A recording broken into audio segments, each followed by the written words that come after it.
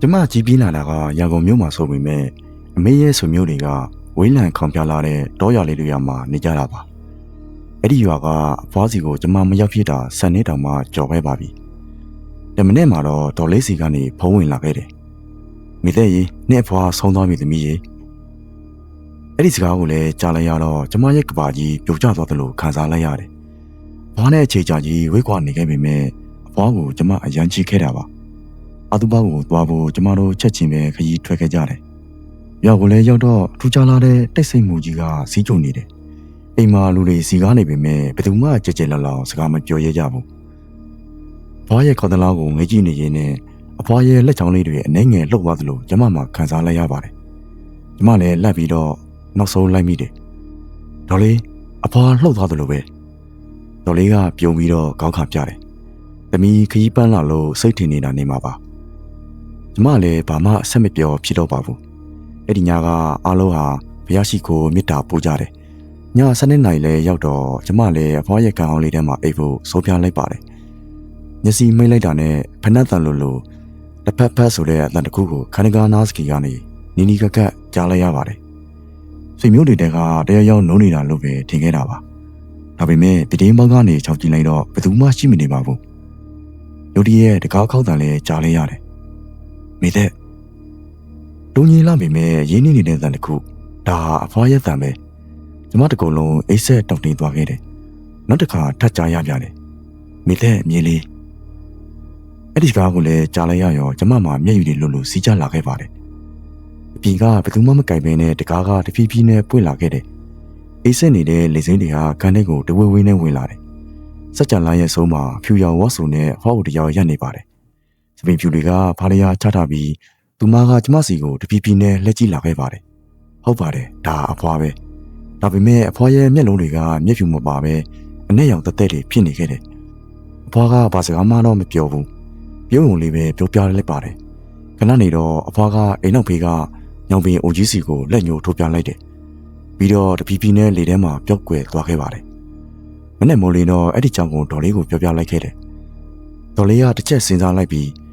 နဲ့ဖွာတရှိတေချာရှိတုံကခဏခဏပြောဘူးလေအဲ့ဒီညောင်ပင်အောက်မှာပတိကိုတစ်ခုမြုပ်ထားတယ်တဲ့သူသိသွားရင်အဲ့ဒီပတိကိုတူးပေါ်စေချင်နေတာကျမတို့လည်းအဲ့ဒီနေရာကိုအမြန်သွားခဲ့ကြတယ်မိနစ်နိုင်ငယ်လောက်တူကြည့်လိုက်တော့စုပ်ပြဲနေတဲ့ဝါစာတစ်ခုနဲ့ထုတ်ထားတဲ့ရှေးဟောင်းစိတ်ပတိတကုန်းကိုတကယ်ပဲတွေးခဲ့ရပါတယ်အဲ့ဒီပတိကိုဖွာနဲ့သူထည့်ပြီးမိတိကျိုပေးခဲ့ကြတယ်အဲ့ဒီခြေကနေစပြီးအကြီးထဲမှာထောက်ကြစရာတန်တွေလည်းပျောက်ကွယ်သွားခဲ့ပါတယ်ဒါပေမဲ့ရန်ကုန်ကိုပြန်ဖို့ထွက်ခါနီးမှာတော့အိမ်ဟောင်းကြီးရဲ့ပြည်လေးပေါင်းစီကိုကျမမှမှတ်မတင်နဲ့လက်ကြည့်လိုက်မိတယ်။ဘောအုပ်တယောက်ရနေတာကိုကျမတွေးလိုက်ရပါတယ်။သူမကပြုံးနေရင်းနဲ့တပီးပီးလက်ပြနှုတ်ဆက်နေခဲ့ပါတယ်။ကျမမျက်တော်တစ်ချက်ခတ်လိုက်တယ်။မျက်တော်တစ်ချက်ခတ်လိုက်တဲ့ချိန်မှာပဲဘယ်သူမှရှိမနေတော့ပါဘူး။အဲ့ဒီချိန်ထိကျမမသိသေးတာကအဲ့ဒီနေ့ကနှုတ်ဆက်သွားတာကတကယ်ပဲကျမကိုချစ်တဲ့အဖွားရဲ့ဝူရင်လားဒါမှမဟုတ်ကျမစီကိုချီကားဖို့အဖွားရဲ့ရုပ်သွင်ကိုသုံးချနေတဲ့နာနာဘဝတွေလားဆိုတာကိုအခုချိန်ထိဝေခွင့်မရဖြစ်နေခဲ့ပါတယ်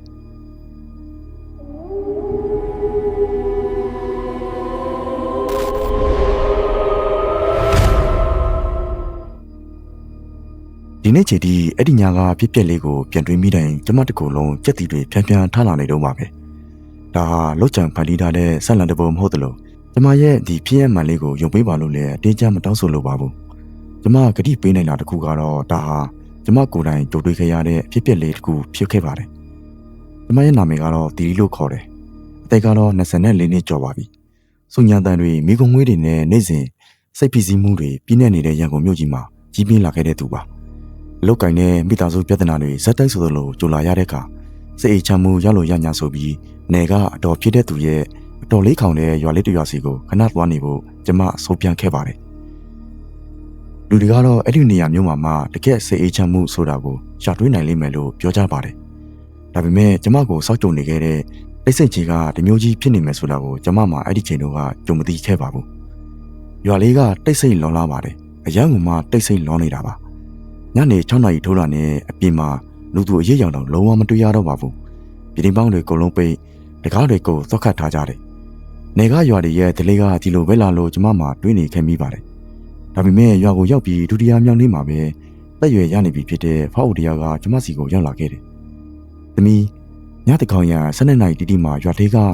စောက်အုံဟောင်းကြီးစီကခေါလုံးကန်မျိုးကြားရရင်အပြင်ကိုလောကမထွက်နဲ့နော်။အဲ့ဒီစကားကိုကြားလိုက်ရတော့ကျမတစ်ချက်အည်လိုက်မိပါတယ်။တကောင်ရန်ကြီးဘသူကများခေါလောင်သွားထိုးနေမှလဲဖွာရဲ့။ဖောက်ဦးကပြုံးယုံလေးပြောပြပါတယ်။အဲ့ဒီခေါလောင်ကိုလူတွေထိုးတော်မှမဟုတ်တာ။ကျမလည်းအဲ့ဒီစကားကိုသိပ်ပြီးလိမ့်နဲ့မထားခဲ့ပါဘူး။ဒါပေမဲ့ရက်အနှဲငယ်ကြာမှာတော့အလွန်ပြပြပြတ်တန်းလာတဲ့ခေါလုံးတန်ကြီးကြောင့်ကျမမှာအိယာကနေလက်နိုးလာခဲ့ပါတယ်။ချိန်ကည7နာရီတိတိသိချင်တဲ့စိတ်တွေအရန်များသွားတဲ့ကျမလည်းအေရဲ့အပြင်ဘက်ကိုထွက်ကြည့်လိုက်မိတယ်။ပတ်ဝန်းကျင်တစ်ခုလုံးကတိတ်ဆိတ်ပြီးတော့ညီသက်နေပါတယ်။ဒါပေမဲ့မြေကြီးပေါ်မှာထူဆန်းတဲ့ခြေရာတစ်တစ်လေးတွေကိုကျမသတိထားမိလိုက်တယ်။လူတွေရဲ့ခြေရာတွေတော့မဟုတ်တော့ဘူး။ခြေချောင်းတိုးချောင်းတည်းပါတာကလေးတယောက်ရဲ့ခြေရာအရွယ်လောက်ပဲရှိပေမဲ့မြေကြီးတဲကိုအတော်လေးနဲ့နဲ့ဆိုင်ဆိုင်ထက်ဝင်နေတယ်။ကျမလည်းအဲ့ဒီခြေရာတွေကိုလိုက်သွားရင်းနဲ့ခြံရဲ့နောက်ဘက်ညောင်ပင်ကြီးစီကိုရောက်သွားခဲ့တယ်။အဲ့ဒီကိုရောက်ချင်းပဲလေတွေကအရန်ကိုမှတိုက်လာခဲ့ပါတယ်။ပြီးတော့တိုးတိုးလေးရေရောနေတဲ့တန်တွေကိုပါကြားလိုက်ရတယ်။နောက်ကိုလက်မကြည့်နဲ့။ကျမမှာနာကြမနာပဲလို့ကိုဖြေသိမ်းလိုက်တယ်။ဒါပေမဲ့ခဏနေတော့အော်ရှာရည်တန်ကြီးတကူထွက်ပေါ်လာပြန်တယ်။ဘယ်နေရာကနေလာနေမှမသိတဲ့အတန်ကြီးပါ။အဲ့ဒီချိန်မှာပဲကျမချီရင်းတွေကမြေကြီးတွေလှုပ်ခါလာတာကိုသတိထားမိလိုက်ပါတယ်။မြေကြီးကတဖြည်းဖြည်းနဲ့ဟက်ကွဲလာပြီးတော့အောက်မှာတက်ရှူနေတဲ့ရာတစ်ခုခုရှိနေတယ်လို့မျိုးခံစားရပါတယ်။ပြီးတော့အဲ့ဒီရာတွေကိုကျမမှမြင်လိုက်ရတယ်။ရပူပူသက်တော်လေးတွေလာရီကဖြူဖြောနေပြီးတော့လက်သက်ခွန်တွေကတော့ရှည်ကြီးတွေမျက်လုံးတွေကသွေးလိုနီကျင်းနေကြပါတယ်။သူတို့တွေကမြေကြီးထဲကနေဖြည်းဖြည်းတက်လာရင်းနဲ့ကျမကိုစိုက်ကြည့်နေကြပါတယ်။မြေအောက်သက်တော်တွေဆိုတဲ့စကားလုံးကိုကျမခေါင်းထဲဝင်လာခဲ့တယ်။သူတို့ထဲကတကောင်ကစကားစပြီးပြောလာတယ်။ငါတို့နေရာကိုမင်းဘာလို့ဝင်လာတာလဲ။အဲ့ဒီစကားကိုလည်းကြားလိုက်ရောကျမတကူလုံးအေးခဲသွားပြီးလှုပ်လှုပ်ကိုမရတော့ပါဘူး။ကျမရဲ့ခြေတော်နှစ်ဖက်ကိုအောက်ကနေဆွဲချနေတယ်လို့မျိုးခံစားလိုက်ရတယ်။မြေကြီးတဲကိုတပီးပီးကြုံဝင်သွားလိုက်တာလူကောင်လောက်ထိရောက်သွားခဲ့တယ်။ပြီးတော့ခါလောက်ထိမြေကြီးကကျမကိုမျိုးချနေပါပြီ။ကျမအော်ဟေ့ကကိုကြီးတောင်းပေမဲ့လည်းအတန်တွေကလေကြောက်ထဲမှာဆုံးနေခဲ့ပါတယ်။အဲ့ဒီတက်တော်တွေကျမစီတပီးပီးတိုးလာခြင်းမှာပဲသူတို့ထဲကတကောင်ရဲ့လက်ထဲမှာဒလိဆန်ခေါင်းခုံဖြူဖြူတစ်ခုကိုကင်ထားပါတယ်။သူကအဲ့ဒီခေါင်းခုံကိုမြောက်လိုက်တယ်။လေတွေကလည်းရုတ်တရက်ဆိုသလိုပိုပြီးကျန်းလာခဲ့ပါတယ်။ပြီးတော့သူတို့တွေကကျမတို့နားလည်လို့မရနိုင်တဲ့ဘာသာစကားတစ်ခုနဲ့တခြင်းတစ်ခုလိုမျိုးစဆိုကြပါတယ်။သူတို့တခြင်းဆိုနေခြင်းမှာကျမကုံလုံးကြီးကပူပူပြီးတော့လေးလံလာတယ်။ကျမရဲ့ဝိညာဉ်ကိုဆုပ်ယူခံနေရတယ်လို့မျိုးခံစားလာရတယ်။ကြောက်တရားတွေထော်ထေရောက်နေခြင်းမှာပဲငငယ်ကအဖွာပြောပူတဲ့စကားတစ်ခွန်းကိုရုတ်တရက်တတိယလိုက်ပါတယ်။ရှင်းပြလို့မရနိုင်တဲ့နာလောကသားတွေနဲ့ကြုံလာခဲ့ရင်ဘုရားစာကိုသာရော့ကျမမျက်စိကိုမှိတ်ကရသမျှဘုရားစာတွေကိုစိတ်ထဲကနေအာရုံပြုပြီးစွမ်းကိုရော့ဆိုဆူတောင်းလိုက်ပါတယ်။အဲ့ဒီချိန်မှာပဲအဝေးကနေအော်ခေါ်လိုက်တဲ့လက်တကူထွက်ပေါ်လာခဲ့တယ်။တီတီရေ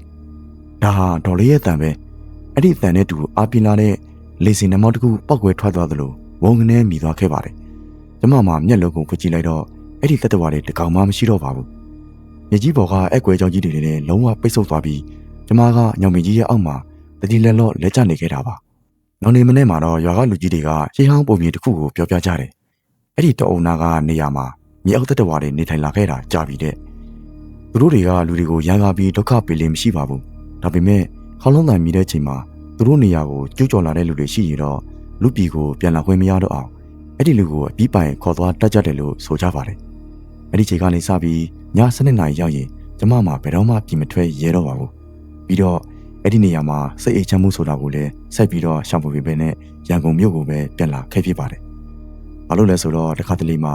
တိတ်ဆိတ်ချင်းဆိုတာကလန်တိတ်ပေးနေတဲ့စိုးဝါဆိုးတတိပေးချက်တစ်ခုဖြစ်နေတယ်လို့ပါပဲ။ဒီနေ့ဒီအဲ့ဒီညကအကြောင်းကိုပြန်တွေးမိလိုက်တိုင်းခက်တဲ့ထွက်ပေါ်လာတဲ့ခေါလုံးတန်ကြီးကိုကျမရဲ့နားထဲမှာယနေ့ချိန်ထိကြားရောက်နေစေပါပဲ။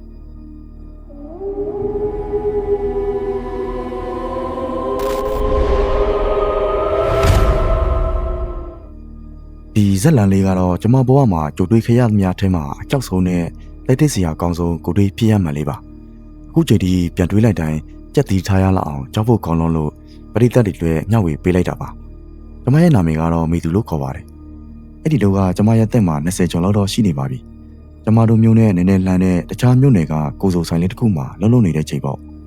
တရေတော့ဆိုင်မှာအလူရမ်းကြနေတာနဲ့အလုတ်သေးတာနောက်ကျသွားခဲ့ပြီးည7:00နာရီလောက်မှဆိုင်ကနေထွက်ပြေးခဲ့တယ်ကျမဆိုင်ပြေကိုရောက်တော့လမ်းမပေါ်မှာလူသူကင်းမဲ့နေပါပြီ ဆိုင်ဒီကိုလုံးလဲပိတ်ကုန်ကြပြီလေအဲ့ဒီတော့အိမ်ပြန်ဖို့ကားတစ်ခုခုလာမလားဆိုပြီးတော့ညှော်နေရင်းနဲ့စောင့်နေခဲ့တယ်မိနစ်နဲ့ငယ်လောက်ကြာတော့သုံးပြီးဆိုင်ကတစ်စီးရောက်ချလာတယ်ညီမလေးဘဲကိုပြန်ပါလေအဲ့ဒီလိုမျိုးကယ်ဒီသမားကမေးလိုက်ပါတယ်ကျမလည်းကျမနေတဲ့ရက်ကွက်နာမည်ကိုပြောလိုက်တော့ကွက်တိပဲအကိုလည်းအဲ့ဒီဘဲကိုသွားမလို့ဆိုပြီးပြန်ပြေးတယ်အဲ့ဒါနဲ့ကျမလည်းဘာမှမတွေးနိုင်ဘဲနဲ့ချက်ချင်းတက်စီလိုက်ပါတယ်စပိုင်းမှာတော့ဘာမှထူးခြားမှုမရှိပဲပုံမှန်ပါပဲဒါပေမဲ့ချိန်နည်းနည်းကြာလာတော့ကျမတို့သွားနေတဲ့လမ်းကကျမတီးတဲ့လမ်းမဟုတ်ဘူးဆိုတာကိုသတိထားမိလာပါတယ်အကိုဒီလမ်းကသွားနေကြလမ်းမဟုတ်ဘူးထင်တယ်နော်ကျမကအဲ့ဒါလိုလမ်းပြောလိုက်တယ်ဒါပေမဲ့သူကဘာမှပြန်မပြောဘူးလမ်းမှာမျက်နှာချင်းဆိုင်ကနေလာတဲ့ကားတစ်စီးဆိုင်ကတစ်စီးမှမရှိတာကိုတော့သတိထားမိလိုက်တဲ့ချိန်မှာတော့ကျမရဲ့ရင်ထဲမှာပိုပြီးထိတ်လန့်လာတယ်ဘေဘီဝဲရမှာကြည်လိုက်တော့လေတစ်ပင်ကြီးတွေပဲအုပ်ဆိုင်နေတာလေကျမလည်းစင်မချတာနဲ့နောက်တစ်ခေါက်ထပ်မေးလိုက်တယ်အကိုကျမတို့ဘယ်ရောက်နေတာလဲဟင်အဲ့ဒီချိန်မှာရှေးကနေမောင်းနေတဲ့လူကကျမဘက်ကိုတပီးပီးချင်းလက်ကြည့်လာတယ်အဲ့ဒီမြေကွင်းကိုမြင်လိုက်ရတဲ့ကျမမှာတကုံလုံးသွေးခိခမတန်တောက်တင်းသွားခဲ့ရပါတယ်သူ့မှာမျက်လုံးတွေမရှိဘူးမျက်လုံးရှိရမယ့်နေရာမှာမဲရောက်ကွက်ကြီးတွေပဲဟာလာဟင်းကြီးတွေဖြစ်နေခဲ့တာပါကျမလည်းကြောက်လွန်ပြီးတော့တူရီနေတဲ့လက်တွေနဲ့ထိုင်ကုန်ကိုတိတိကျကျဆုပ်ကင်ထားမိလိုက်တယ်သူကကျမကိုကြည့်ပြီးပြောပြတယ်အဲ့ဒီလိုပြောပြလိုက်တဲ့ချိန်မှာပဲသူ့ရဲ့ပါဇက်ထဲကနေချော်ထက်ပြီးရှီလေရတဲ့ဆွဲကြီးတွေကထွက်လာတာကိုထင်သာမြင်လိုက်ရပါတယ်ရုတ်တရက်ဆိုသလိုသူကသုံးပြီးကိုရှေ့ကိုတင်ပြီးတော့ယူတော့နေတဲ့လူတယောက်လိုမောင်းတော့တာပဲကျမလည်းတန်ကိုအဟင်းကိုစူးစမ်းပြီးမဲ့တန်ကထွက်မလာခဲ့ပါဘူးမောင်တို့ထဲမှာရှီပီပီနဲ့သွားနေရဲကနေလမ်းဘေးမှာလူတွေရက်နေတာကိုကျမမှရိတ်ကနေတွေ့လိုက်ရပါတယ်စပိုင်းမှာတော့တမန်လူတွေလွတ်ထည့်ပြီးကုညီလက်တောက်ခိုက်ဖို့စိတ်ကူမိခဲ့တာပါဒါပေမဲ့သုံးပြီးရဲ့မီးရောင်နဲ့ထုံးမိသွားတဲ့ချိန်မှာတော့သူတို့ရဲ့မျက်နှာတွေကဝိတ်ဆုံနေပြီးတော့ဖြူဖတ်ဖြူရောဖြစ်ကကျမကိုကြည့်ပြီးပြိုပြီးလုံနေကြတာကိုတွေ့လဲရပါတယ်သူတို့ကုံလုံးကကျမရောက်လာမဲ့ချိန်ကိုစောက်ကြုံနေကြတဲ့ပုံစံမျိုးဖြစ်နေခဲ့တာပါကျမလည်းကြောက်လွန်ပြီးမျက်ရည်တွေပါကျလာခဲ့တယ်အဲ့ဒီချိန်မှာရုတ်တရက်တတိယလိုက်လာကကျမရဲ့အိတ်ကတ်ထဲမှာအဖေပေးထားခဲ့တဲ့ပဒီကုံလေးတစ်ခုပေါ်လာခဲ့တာကိုတတိယလိုက်ပါတယ်ကျမလည်းအဲ့ဒီပဒီကုံလေးကိုအမြန်ဆွဲတုတ်ကတေးတေးချာချာစုပ်ကင်ထားပြီးဖျားစာလေးကိုစိတ်ထဲကနေဆက်မပြတ်ရော့ဆူဆူတောင်းလိုက်ခဲ့ပါတယ်ဖျားစာစာရောလိုက်တာနဲ့တပြိုင်နက်အလွန်ကျလောက်ပြီးထိလှဖွယ်ရကောင်းတဲ့အော်လန်ကြီးတစ်ခုထွက်ပေါ်လာခဲ့တယ်ပြီးတော့သုံးပြီးဆိုင်ကလည်းလမ်းဘေးကိုထိုးရသွားခဲ့ပါတော့တယ်ကျမမှာကြောက်ကြောက်နဲ့မျက်လုံးကိုဖွင့်ကြည့်လိုက်တော့ရှေ့မှာမောင်းနေတဲ့ကယ်ရီသမားမတွေ့ရတော့ပါဘူးလမ်းဘေးမှာရနေတဲ့ကြောက်စရာကောင်းတဲ့လက်တော်ဝါတွေလည်းပျောက်ကွယ်သွားပြီးကျမတယောက်တည်းဆော့ပစ်ထားရတာကြပြီဖြစ်တဲ့သုံးပြီးဟောင်းကြီးတစ်စီးရဲ့ပေါ်မှာထိုင်နေလဲတာဖြစ်နေခဲ့တာကိုတတိထားမိလိုက်ပါတယ်ကျမလည်းအမြန်ပြန်ဆင်းပြီးတော့ဒီလောက်နေတဲ့လူတယောက်လိုအမြန်ပြေးတော့တာပဲဘယ်လောက်ကြာအောင်ပြေးလဲတော့မသိလိုက်ဘူးနောက်ဆုံးတဲ့အိတ်လေးတစ်လုံးကိုရောက်သွားခဲ့တယ်အဲ့ဒီမှာနေတဲ့ဖအုပ်ကကျမကိုကူညီပြီးနေရာပေးခဲ့ပါတယ်ဖြစ်ဖြစ်သမျှအားလုံးကိုကျမကပြန်ပြောပြတော့ဖအုပ်ရဲ့မျက်နှာကတစ်ချက်ညှို့ညွတ်သွားပါတယ်သူပြောပြတာကအဲ့ဒီတောင်အုံနောက်မှာလမ်းမှာလူတွေပျောက်ဆုံးနေတာနှစ်ပေါင်းများစွာကြာခဲ့ပြီတဲ့လူကြီးတွေရဲ့စကားအရညတကောင်ရံချီဆိုရင်လမ်းပြောင်းနေတဲ့ခရီးသည်တွေကိုလာခေါ်တဲ့တရေသုံးပြီးတစည်းပေါ်လာတတ်တယ်လို့ဆိုတယ်အဲ့ဒီနေ့ကနေစပြီးညဘက်နောက်ဆုံးထွက်တဲ့အငားရည်တွေကိုဘယ်တော့မှအခုချိန်ထိမစီးရတော့ပါဘူးဘာလို့လဲဆိုတော့အခုချိန်ထိညတကောင်ရံလက်နှုတ်လာတဲ့ခါမျိုးမှဆိုကျမအိတ်ရှိကနေသုံးပြီးစက်ကဲဖြတ်မောင်းသွားတဲ့တန်လိုမျိုးစိတ်ထဲကနေအမြဲတမ်းကြားနေရပြီးချောင်းလာနေရဆဲပါဒီဖြစ်ပျက်လေးကတော့ကျမဘဝမှာဘယ်တော့မှမေ့ပြောင်းလို့မရနိုင်တယ်လို့ခုချိန်ထိလည်းသိပ္ပံနည်းကြရှင်းပြလို့မရနိုင်တဲ့ကိုယ်တွေဖြစ်ရမှလည်းတကူဖြစ်ပါတယ်မင်္ဂလာပါကျမရဲ့နာမည်ကတော့သစင်ပါအသက်ကတော့16နှစ်ကျော်ပါပြီတက္ကသိုလ်ကျောင်းသူတယောက်ပေါ့ဒီဆက်လန်လေးဟာလော်ခဲတဲ့ကာလာတွေစီကမိုးတဲထန်စွာရောက်တော့နေတဲ့ညတညမှာကျမကိုယ်တိုင်ကြုံတွေ့ခဲ့ရတာပါအဲ့ဒီနေ့ကကျောင်းမှာ project တစ်ခုလုပ်နေတာနဲ့အိပ်ပြန်နောက်ကျသွားခဲ့တယ်ကားဂိတ်ကိုရောက်တော့ည7:00 နာရီလောက်တော့ထိုးနေခဲ့ပါပြီဂိတ်မှာကလူသူကင်းမဲ့နေပြီးတော့တိတ်ဆိတ်ချောက်ကပ်နေတယ်အဲ့ဒီလိုကားဆောက်နေရင်းနဲ့ပဲဟောင်းနှွမ်းနေတဲ့ကားကြီးတစ်စီးဆိုက်ရောက်လာခဲ့တယ်ထူးဆန်းတာကကားမှာဘယ်ကိုသွားမယ်ဆိုတဲ့ဆိုက်ဖို့မချိတ်တာပါဘူးဒါပေမဲ့စပယ်ယာကကျမတို့နေတဲ့မြို့နယ်ဘက်ကိုဖြတ်သွားမယ်လို့လှမ်းအောင်လိုက်တာနဲ့အေးမြန်မြန်ပြန်ရောက်ချင်တဲ့ဇော်နဲ့တိတ်ပြီးမစင်စားတော့ပဲကားပေါ်ကိုတက်လိုက်မိတယ်ကားပေါ်ကိုရောက်တော့ခရီးသည်တွေကနည်းနည်းလေးပဲရှိပါတယ်အားလုံးကလည်းတိတ်ဆိတ်လို့ဘယ်သူမှလည်းစကားမပြောကြသလိုကိုယ်နေရာနဲ့ကိုခေါင်းလေးတွေငုတ်ပြီးညီလက်စွာထိုင်နေကြပါတယ်ခဏနေတော့ကားစပြီးထွက်တယ်တော်လေးကြာမောင်းလာပြီးတဲ့နောက်မှာကျမတတိထားမိလိုက်တာကကားသွားနေတဲ့လမ်းဟာကျမအမြဲသွားနေကြလမ်းနဲ့လုံးဝမတူဘူးဆိုတာပဲ ဒီဘောက်ကနေလှကြည့်လိုက်ရင်ရင်းနှီးနေတဲ့အိမ်တွေဆိုင်တွေစားမှောင်မိတ်ပြီးတော့အုပ်ဆိုင်နေတဲ့တောအုပ်ကြီးကိုတွေ့လိုက်ရတယ်။ကျမလည်းစိတ်ပူလာတာနဲ့စပယ်ယာအကိုကြီးစီကိုသွားပြီးမေးလိုက်တယ်။အကိုဒီကားကကျမတို့မြို့ဘက်ကိုသွားမှသိကြပါတယ်နော်။သူကဘာမှပြန်မပြောဘဲနဲ့ကျမကိုစိုက်ကြည့်နေပြီးပြောပြလိုက်တယ်။နေရာပြန်လာထိုင်တော့ပေါက်ဝန်းကြီးတစ်ခုလိုတိတိတသားကိုအေးဆက်လာသလိုခံစားလိုက်ရတယ်။အဲ့ဒီချိန်မှာပဲကျမရဲ့ခုတ်ရှိကနေအဖေါ်ဦးတယောက်နောက်ကိုလှည့်ကြည့်လိုက်တယ်။သူကကျမကိုစိုက်ကြည့်ပြီးတိုးတိုးလေးမေးလိုက်တယ်။သမီးဒီကားပေါ်ကိုဘာလို့တက်လာလဲ။ကျမလည်းချက်ချင်းပြန်မပြေနိုင်ပဲရှင်လို့ပဲအာမေဒိတ်တန်ထွက်သွားမိတယ်။ဘောက်ရဲ့မျက်နှာကဖြူဖတ်ဖြူရောဖြစ်နေပြီးနောက်ထပ်စကားတစ်ခုကိုဆိုလာခဲ့ပါတယ်။ဒါကလူတွေစီးရမယ့်ကားမဟုတ်ဘူး။အဲ့ဒီစကားကိုလည်းကြားလိုက်ရရောကျမတကူလုံးကြက်သူတွေပြန်ကနေထသွားခဲ့ပါတယ်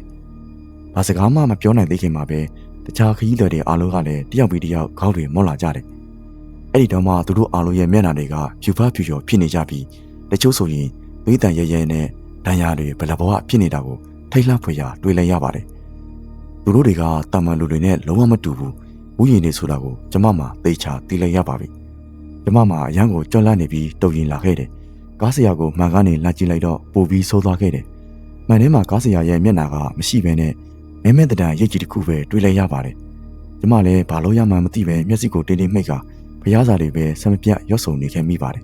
။အမေတင်ပေးထားတဲ့ဂါထာတွေကိုလည်းအစက်ကနေကြည်ကြည်ရေရောနေမိခဲ့တယ်။မိနစ်နဲ့ငယ်လောက်ကြာတော့ကာရုတ်တရက်ထိုးရသွားပြီးအတန်အော်အော်ကြီးတစ်ခုနဲ့စင်းတော့ဆိုပြီးပြောတဲ့တန်ကိုကြားလိုက်ရပါတယ်။မျက်စိကိုဖွင့်ကြည့်လိုက်တော့ကျမမှလမ်းဘေးတင်နေရာကိုရောက်နေပြီးကားလည်းမရှိတော့ပါဘူး။ခရီးသည်တွေရောစပယ်ယာရောဘာမှကိုမရှိတော့တာပါ။မိုးသည်ထဲမှာကျမတယောက်တည်းရပ်နေခဲ့တာပါ။အေးရောက်တော့အမေကိုဖြစ်ကြောက်ကိုစင်ပြောပြလိုက်တယ်။အမေကမျက်နှာတစ်ချက်ပြတ်သွားကကျမကိုတိတိကျကျဖက်ထားလိုက်တယ်။အမေပြောပြချက်ရလော်ခဲ့တဲ့အနှစ်တော်ကြာကအဲ့ဒီလမ်းနားမှာ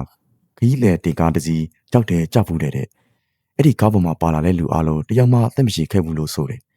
အဲ့ဒီခြေကနေစပြီးညဘက်တည်းဆိုရင်အဲ့ဒီလိုလှိုးဝဲဆန်းကျင်လာတဲ့ကားကြီးတစ်စီးထွက်လာတတ်တယ်လို့နာမည်ကြီးခဲ့တယ်လို့အမေကပြောပြပါတယ်အခုချိန်ဒီအဲ့ဒီညကဖြစ်ဖြစ်ဟာအိမ်မက်တစ်ခုလားတကယ်ပဲလားဆိုတာကိုကျမမှဝေခွင့်မရဖြစ်နေခဲ့ပါသေးတယ်ဒါပေမဲ့သိချတာတစ်ခုကတော့ကျမမှဘယ်တော့မှ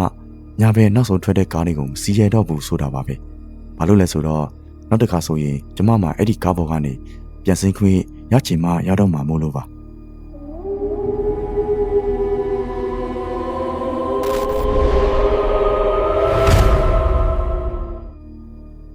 ါကျမတို့ရဲ့တောရွာလေးရဲ့အေးချမ်းစိတ်ငြိမ်လာတဲ့လူနေမှုဘဝကိုကျမမှသိပ်ပြီးမျက်နှာလှပါတယ်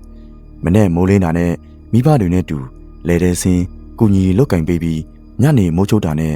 အေးထဲမှာစောစောစီးစီးနားယူလေးရှိကြတာကကျမတို့ရဲ့နေ့စဉ်ဘဝလို့တစ်ခုလိုဖြစ်နေခဲ့ပါပြီ။ဒါပေမဲ့ဆက်ဆိုးထိတ်လန့်စရာကောင်းလာတဲ့ထိုညကဖြစ်ခဲ့တဲ့ဖြစ်စဉ်လေးကတော့ကျမရဲ့အေချန်လာတဲ့ဘဝလေးကိုတစ်စစ်ချိုးပြောင်းလဲပြစ်ခဲ့ပါတယ်။အဲ့ဒီညနေကမိုးကောင်းကြီးတစ်ခုလိုပုံမိုင်းညုံမောင်နေပြီးလေပြင်းတွေကလည်းတဝုံဝုံနဲ့တိုက်ခတ်နေခဲ့ပါတယ်။မိုးတသက်မဲမဲရွာတော့မဲ့အရေးရောင်တွေကြောင့်အမေကကျမကိုလေကွင်းတွေကကျွဲတွေကိုသွားပြန်ခေါ်လာဖို့လော်တကြီးစိတ်ခံခဲ့ပါတယ်။ညနေစီးစာချေပတ်ဝန်းကျင်တစ်ခုလိုဝါကြီးကြီးအလင်းရောင်မေပြပြအောက်မှာကျမတယောက်တည်းလေကန်တင်ရိုးတိုင်းရှောက်လာခဲ့တယ်။ထူးဆန်းတာကဒိုနေကပတ်ဝန်းကျင်တစ်ခုလိုပုံမှန်မဟုတ်ပဲနဲ့တိတ်ဆိတ်ချက်ကပ်လောနေတာပါ။ဟောင်းဟော်တန်ဒီပစင်းရီခွဲတန်ဒါမှမဟုတ်ပရိတော်တန်လေးတစ်ချက်တောင်မှမကြားရဘဲနဲ့တကဘာလုံးစောအားသွားတယ်လို့မျိုးခြောက်ချစရာကောင်းလွန်လာပါတယ်။အဲ့ဒီချိန်မှာပဲလက်ကွင်းရဲ့လက်ဖို့တက်တက်မှာရက်နေတဲ့မိန်းမတယောက်ကိုလမ်းမြင်လိုက်ရတယ်။သူမကအဖြူရောင်ဝတ်စားကိုဝတ်ဆင်ထားပြီးကျမကိုကြော်ခံလျက်ရက်နေခဲ့တာပါ။ပတ်ဝန်းကျင်ကမှောင်ကြီးပြိုးနေပြီဖြစ်လို့ရွာထဲကအိမ်နီးနားချင်းတယောက်ပဲနေမှာပါဆိုပြီးအတွေ့နဲ့ကျမလည်းစိုးရိမ်စင်မရှိကလမ်းအော်ခေါ်လိုက်မိတယ်။အမကြီးရေအမကြီးဒါပေမဲ့သူမစီကဘာတုတ်ပြန်တာမှပြန်မလာခဲ့ဘူး။ကျမလည်းကျွဲမချီထားတဲ့ကျိုးကိုကန်ရင်သူမရှိရာစီကိုခြေလမ်းအနှဲငယ်ထပ်တိုးလို့ကြီးကပ်သွားမိပါတယ်။အနာရောက်ခါနီးမှထူးဆန်းတာတစ်ခုကိုသတိထားမိလိုက်တယ်။လေကခက်ပြေးပြေးတိုက်နေပေမဲ့အဲ့ဒီမိန်းမရဲ့ဝတ်စားတွေက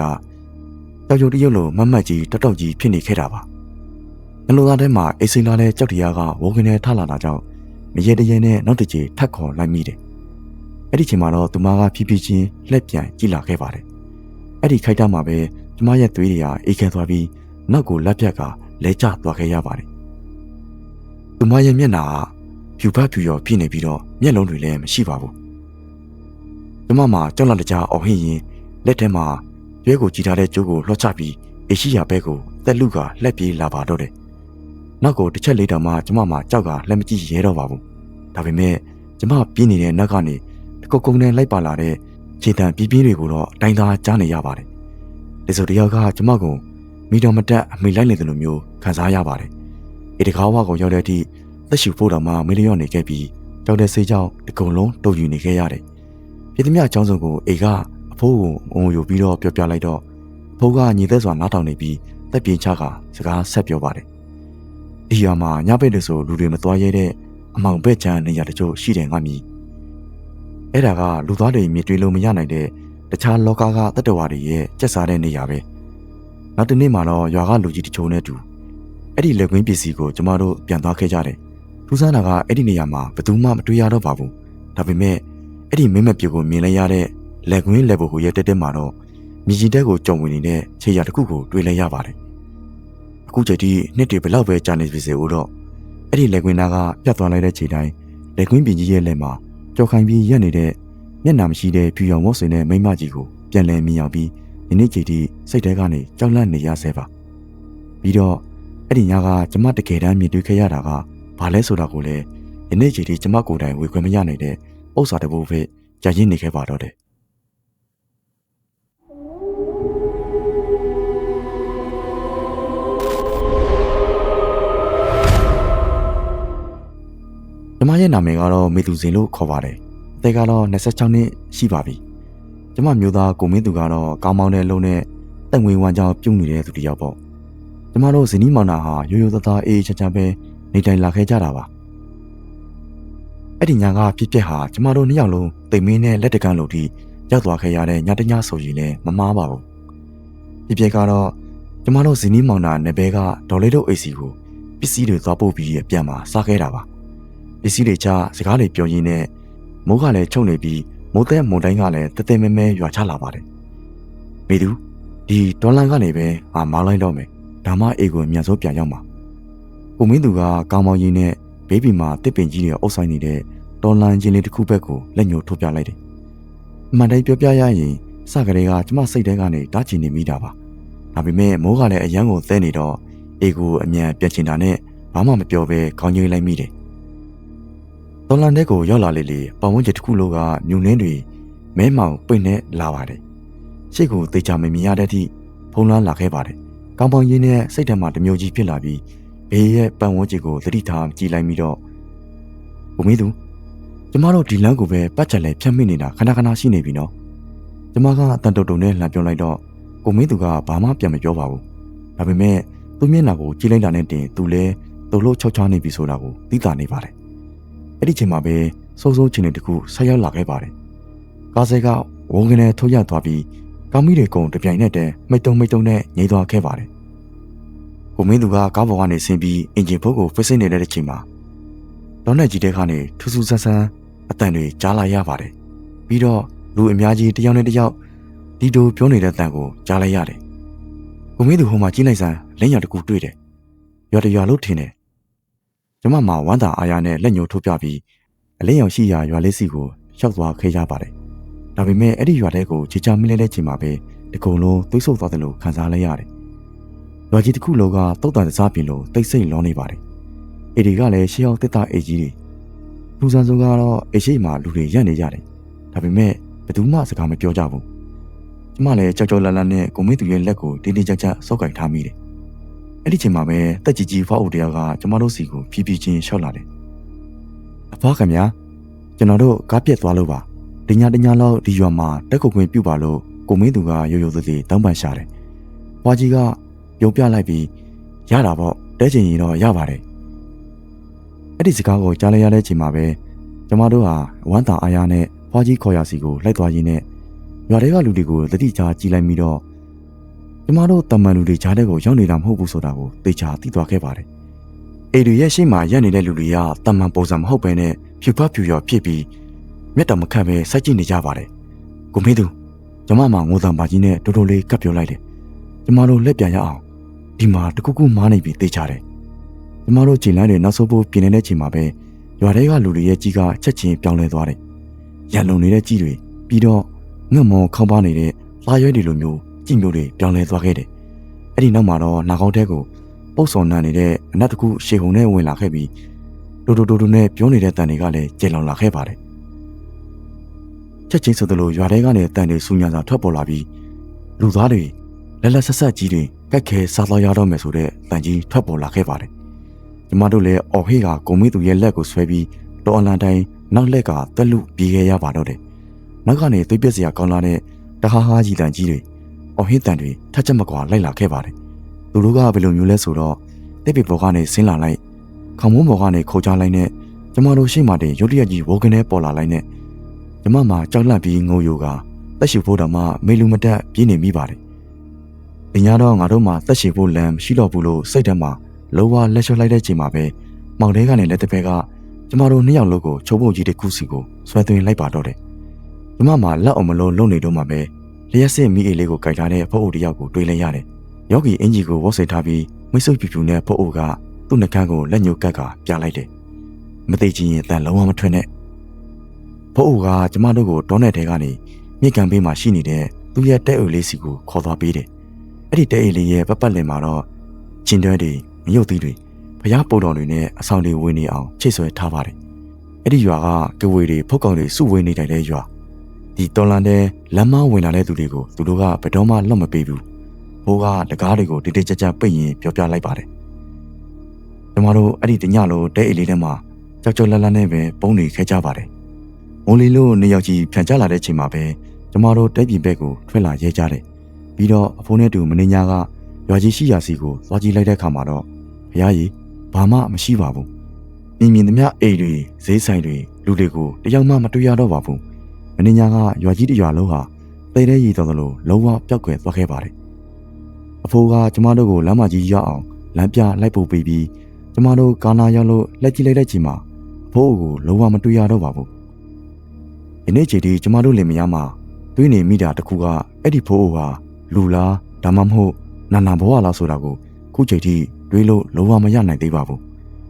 ဘယ်လိုပဲဖြစ်ဖြစ်အဲ့ဒီဖိုးရဲ့ကြည်စုကြောင့်သာကျမတို့ဟာယနေ့ချိန်ထိလက်ရှိရေးကြံရည်ခဲ့တာဆိုတာကတော့လုံးဝမှန်တရားပါပဲ